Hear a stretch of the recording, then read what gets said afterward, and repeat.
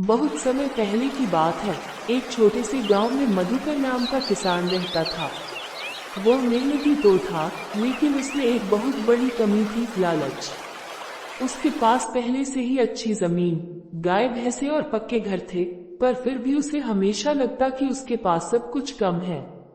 मधुकर सुबह सुबह खेतों में जाता और शाम तक काम करता, लेकिन जब दूसरे किसानों की फसल अच्छी होती तो उसे जलन होती। वह सोचता, काश मेरी फसल सबसे ज्यादा होती तो मैं गांव का सबसे अमीर आदमी बन जाता।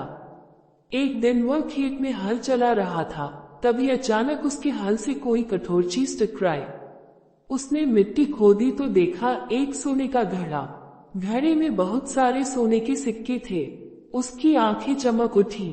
उसने चारों ओर देखा कि कोई देख तो नहीं रहा, और जल्दी से घड़ा घर ले आया।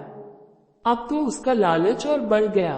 उसने सोचा, अगर एक घड़ा मुझे खेत में मिल सकता है तो शायद और भी घड़े हों। अगले दिन वह फिर खेत में खुदाई करने लगा। कई दिन बीत गए, पर उसे दूसरा घड़ा नहीं मिला। वह इतना लालची हो गया कि उसने बाकी खेतों में फसल बोना ही छोड़ दिया। सारा समय वह सिर्फ सोना खोजने में लगा था। धीरे धीरे उसके खेत बंजर हो गए, फसलें सूख गईं और घर में खाने के लिए अनाज भी नहीं बचा। उसकी पत्नी ने समझाया, मधुकर, लालच मत करो। जो मिला है उसी में खुश रहो। ईश्वर ने जितना दिया है उतना ही हमारे भाग्य में है।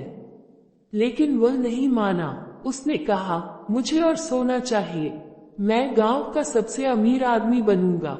एक दिन उसे सपना आया कि उसके खेत के सबसे नीचे और घड़े छिपे हैं। वह सुबह सुबह खुदाई करने लगा। खुदाई करते करते वह बहुत गहराई में चला गया। अचानक मिट्टी का ढेर ऊपर से गिरा और वह वहीं दब गया। जब तक गांव वाले पहुंचे, उसकी सांसें थम चुकी थी। गांव के लोगों ने दुख मनाया, लेकिन सबने एक सबक सीखा, लालच का अंत हमेशा विनाश होता है।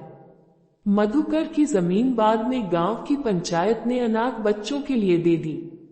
उस दिन से गांव में बच्चे जब भी खेलते हुए खेतों के पास जाते तो बुजुर्ग कहते, देखो बच्चों, ये वही खेत है जहां लालच ने एक किसान को निगल लिया था।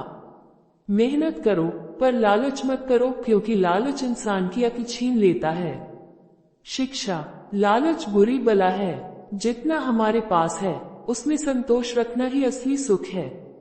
मेहनत का फल देर से सही, लेकिन सच्चा और स्थायी होता है। बेटा, तुम अपने माँ से प्यार करते हो तो एक लाइक और चैनल जरूर सब्सक्राइब करें।